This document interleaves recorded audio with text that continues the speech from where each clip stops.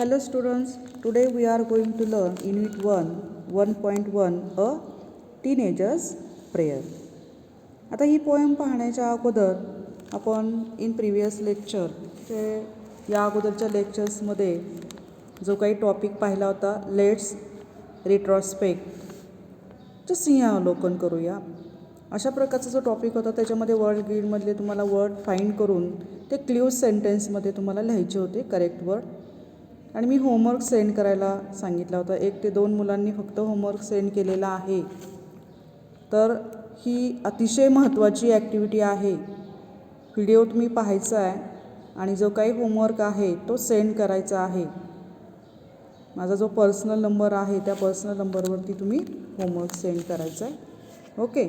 Today we are going to learn 1.1 a teenager's prayer.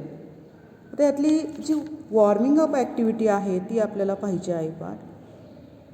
तर warming up म्हणजे काय, तर उत्साहित होऊया. उत्साहित होऊया म्हणजे काय, आता पहा एखादा खेळ जर आपल्याला खेळायचा असेल, when you want to play any game at first we warm our body. त्याच्या अगोदर आपण आपलं शरीर काय करतो, वॉर्म करतो, म्हणजे प्रिपेअर करतो. कशासाठी, त्या खेळासाठी.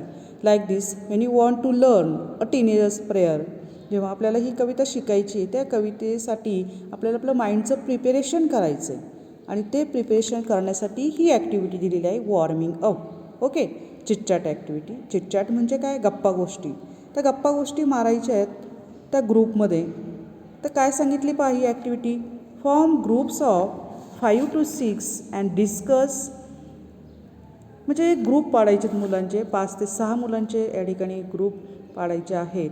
आणि आता आपली शाळा सुरू नाही आहे त्यामुळे तुम्ही घरीच ही ॲक्टिव्हिटी करायची आहे पर्सनली. नेक्स्ट सांगितले, give a rating of 1 to 5 to each of the following. आता तुम्हाला क्वेश्चन या ठिकाणी काय विचारलं आहे पहा, when you have to take important decision what do you do generally do. तर तुम्ही एखादा इम्पॉर्टंट डिसिजन घेताय, निर्णय घेताय, त्यावेळेस तुम्ही काय करता, what do you generally do. तुम्ही जनरली काय करता, हा असा क्वेश्चन तुम्हाला विचारलेला आहे.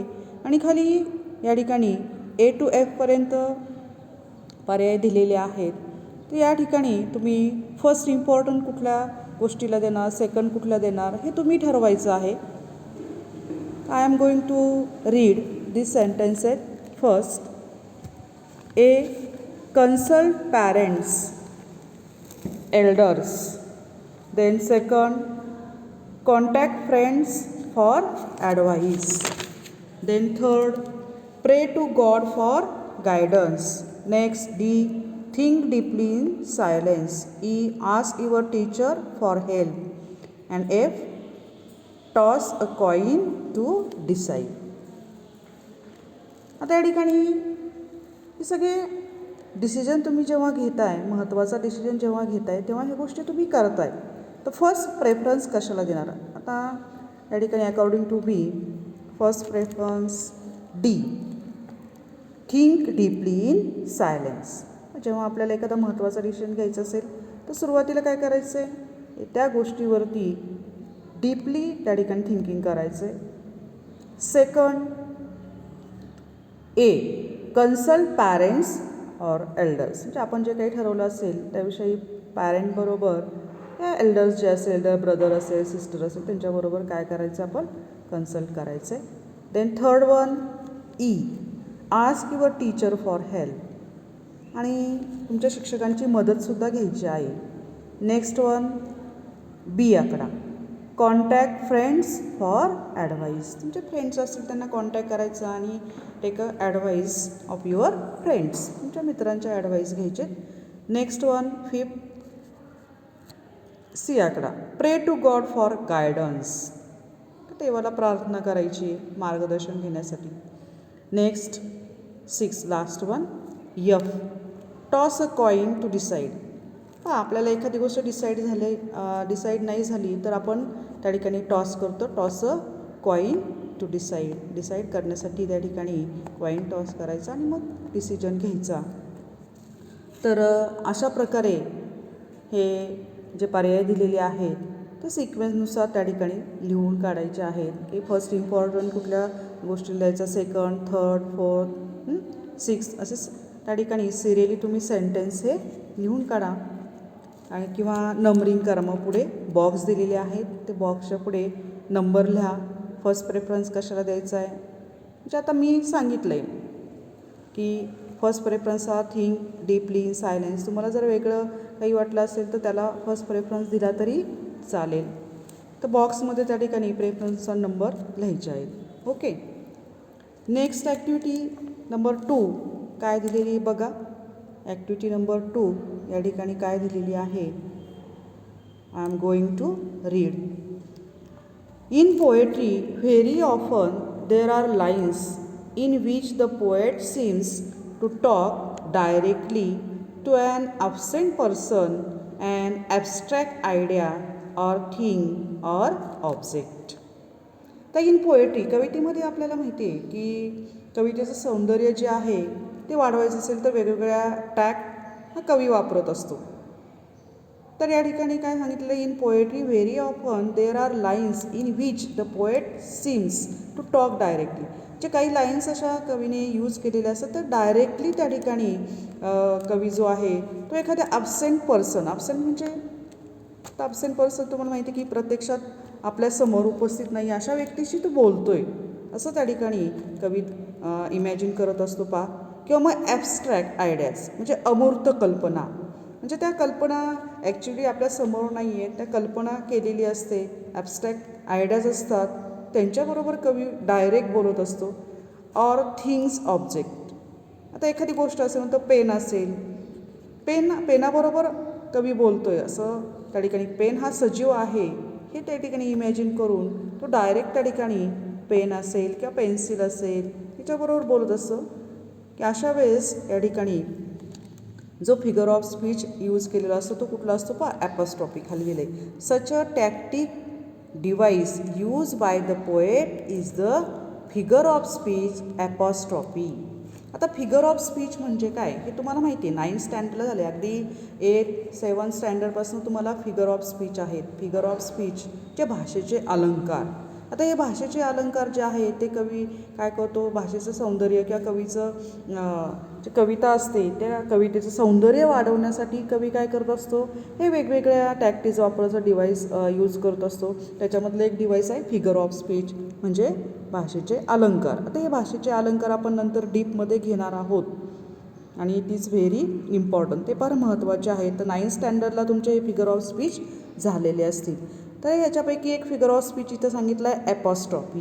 ॲपॉस्ट्रॉफी म्हणजे काय, मराठीमध्ये त्याला म्हणतात परोक्ष संबोधन. काय म्हणतात, परोक्ष संबोधन ॲपॉस्ट्रॉफी म्हणजे. आता ॲपॉस्ट्रॉफी जे आहे ते ॲपॉस्ट्रॉफी म्हणजे काय, तर डायरेक्ट त्या ठिकाणी एखादी अमूर्त गोष्ट असेल किंवा एखादी व्यक्ती जी आहे ती आपल्यासमोर नसेल, ती ॲबसेंट असेल पण ती आपल्यासमोर प्रेझेंट आहे असं इमॅजिन करून डायरेक्ट त्या व्यक्तीबरोबर बोललं जातं. उदाहरणार्थ कधी कधी आपण काय करतो, देव जे प्रत्यक्षात आपण मंदिरात जात नाही तरी पण आपण काय करतो, प्रार्थना करतो. म्हणजे प्रत्यक्षात देवाची मूर्ती असेल किंवा देव आपल्यासमोर नसतो तरी पण आपण त्या ठिकाणी प्रेयर करतो, प्रार्थना करतो. आणि अशा वेळेस त्या ठिकाणी ॲपॉस्ट्रॉफी हा फिगर ऑफ स्पीच यूज केलेला असतो पा. तर एक्झाम्पल खाली दिलेलं आहे त्याच्यावरून तुमच्या लक्षात येईल. काय एक्झाम्पल दिलं आहे, twinkle twinkle little star. Twinkle twinkle little star. आता याच्यामध्ये ॲबसेंट किंवा ॲबस्ट्रॅक्ट त्या ठिकाणी कुठली गोष्ट आहे तर स्टार. स्टार ॲक्च्युली समोर नाही आहे तरी पण कविता काय म्हणतो की twinkle twinkle little star. Second line काय दिली पा, death where is the sting. तर डेथ ही सुद्धा जी गोष्ट आहे तर डेथ आपल्याला अशी दाखवता येते का, म्हणजे एखादी व्यक्ती जशी दाखवता येते नाही, ही अमूर्त कल्पना आहे. किंवा ही जी गोष्ट आहे ही जी आहे मूर्त आहे, ॲबस्ट्रॅक्ट थिंग आहे, ॲबस्ट्रॅक्ट आयडिया आहे, पण ॲक्च्युअल ती आपल्यासमोर आहे असं गृहीत धरून कवी काय करतो, त्या डेटला संबोधतो, death where is thy sting. Next line आहे, O cave man I wish I could live with you. O cave. आता केव म्हणजे गुहा तुम्हाला माहिती आहे. त्या गुहेला उद्देशून त्या ठिकाणी काय म्हटलेलं आहे, I wish I could live with you, की माझी इच्छा आहे मग तुझ्याबरोबर मी राहू शकतो, या अर्थाने तर ह्या ज्या गोष्टी आहेत ह्या प्रत्यक्षात समोर नसताना ॲबसेंट थिंग्स असेल किंवा ॲबस्ट्रॅक्ट थिंग्स असतील किंवा ॲबसेंट पर्सन असेल तर त्यांना समोर आहे ॲक्च्युअल ते असं त्या ठिकाणी गृहीत धरून कवी बोलतो. O God O moon give me a basket full of moonlight poem आहे, नंतर तुम्हाला पुढे ती. तर असं मून समोर नाही आहे तरी पण त्या ठिकाणी मूनला उद्देशून कवी म्हणतोय O moon give me a basket full of moonlight. असंच ओ केव ओ डेथ किंवा O God please help me, म्हणजे अशा प्रकारे आपण प्रेयर करत असतो. आता नेक्स्ट काय सांगितलं आहे, now complete the following creating examples of apostrophe of your on. तुम्ही काय करायचं आहे, स्वतः त्या ठिकाणी ॲपॉस्ट्रॉफी जे आहे तर त्याचं त्या ठिकाणी एक्झाम्पल्स दिलेले आहेत ते तुम्ही कंप्लीट करायचे. Complete the following creation example of apostrophe of your on.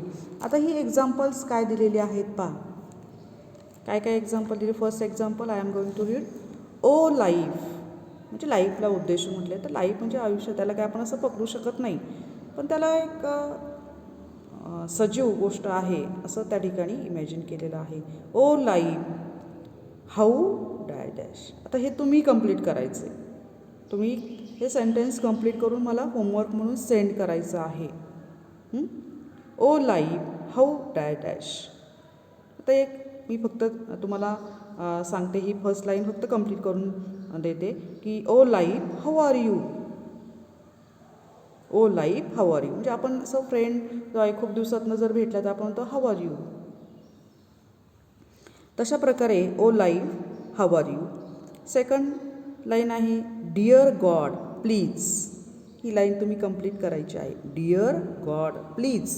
प्लीजच्या पुढे काय असेल, C books you are. D exams I wish. E O you beautiful sky. स्कायला ब्युटिफुल म्हटलेलं आहे, स्काय बरोबर इंटरॅक्ट कवी करतोय पहा. आणि ओ यू ब्युटिफुल स्काय. तर अशा प्रकारे हे सेंटेन्स तुम्ही कंप्लीट करा आणि कंप्लीट करून मला सेंड करायचं आहे. आता खाली काय दिले पहा बॉक्समध्ये, ॲपॉस्ट्रॉफी. आपण जर पाहिलं तर ॲपॉस्ट्रॉफी तुम्हाला माहीत आहे. ॲपॉस्ट्रॉफी हे काय आहे, फिगर ऑफ स्पीच. आता आपण पाहिलं की ॲपॉस्ट्रॉफी हे एक फिगर ऑफ स्पीच म्हणून आपण घेतो आणि ॲपॉस्ट्रॉफी हे पंक्च्युएशनमध्ये सुद्धा असतं, तुम्हाला माहिती आहे. उदाहरणार्थ सीताज ॲपॉस्ट्रॉफी येस, आम्ही म्हणतो की ॲपॉस्ट्रॉफी येस लावा, ठीक आहे ना. एक एक्झाम्पल मी तुम्हाला सांगते, ते एक्झाम्पल तुमच्या नोटबुकमध्ये लिहून ठेवा. ॲपॉस्ट्रॉफीचं पंक्च्युएशन जर आपण म्हणून घेतलं ॲपॉस्ट्रॉफी इन पंक्च्युएशन असं द्यायचं हेडिंग आणि त्याच्या खाली हे एक्झाम्पल द्यायचं. This is all about king Rajaram's history. Rajaram's apostrophe S लावायचं आहे पहा. पुन्हा एकदा सेंटेन्स आहे का, this is all about king Rajaram's history. Okay, तर राजारामला ॲपॉस्ट्रॉफी येस लावलेलं आहे. म्हणजे ही जे ॲपॉस्ट्रॉफी आहे हे पंक्च्युएशनमध्ये सुद्धा आहे आणि फिगर ऑफ स्पीचमध्ये आहे. म्हणजे ॲपॉस्ट्रॉफी दोन प्रकारे आपण त्या ठिकाणी आपल्याला पाहता येतं. ओके, तर आज आपण काय पाहिलेलं आहे, अ टीनेजर्स प्रेयरची वॉर्मिंग अप ही ॲक्टिव्हिटी पाहिलेली आहे. तर चिटचॅटची ॲक्टिव्हिटी जी आहे फर्स्ट, ते तुम्ही त्या ठिकाणी हे सेंटेन्स लिहायचेत आणि त्याला नंबर, जसा प्रेफरन्स असेल तसे नंबर द्यायचेत. आणि सेकंड ह्याच्यामध्ये काय करायचं आहे, एक्झाम्पल जे दिलेले आहे पहा. For example twinkle twinkle little star, star खाली अंडरलाईन करायचं. हे पण सेंटेन्स लिहा. वरती आधी apostrophe figure of speech apostrophe त्याचा मराठी अर्थ लिहा. आणि ॲपॉस्ट्रॉफी कशाला म्हटलेलं आहे ते पण लिहा, तिथं दिलं आहे ते. त्यानंतर ते 3 एक्झाम्पल्स लिहा, ट्विंकलचं, डेथ आणि ओके वुमॅन. आणि त्यानंतर खालचे सेंटेन्स कंप्लीट करायचे. आणि हे सगळं जो होमवर्क आहे तो मला सेंड करायचा आहे. त्यानंतर तुम्हाला जो काही होमवर्क असेल अजून तो मी ग्रुपवरती सेंड करेल की ॲक्च्युअल पोएम आपण स्टार्ट करताना तुम्हाला कुठल्या कुठल्या गोष्टी यायला पाहिजेत किंवा माहीत पाहिजेत. तर तो जो होमवर्क असेल तो ग्रुपवरती मी नंतर सेंड करेल. Okay, today's lecture is over. Good bye.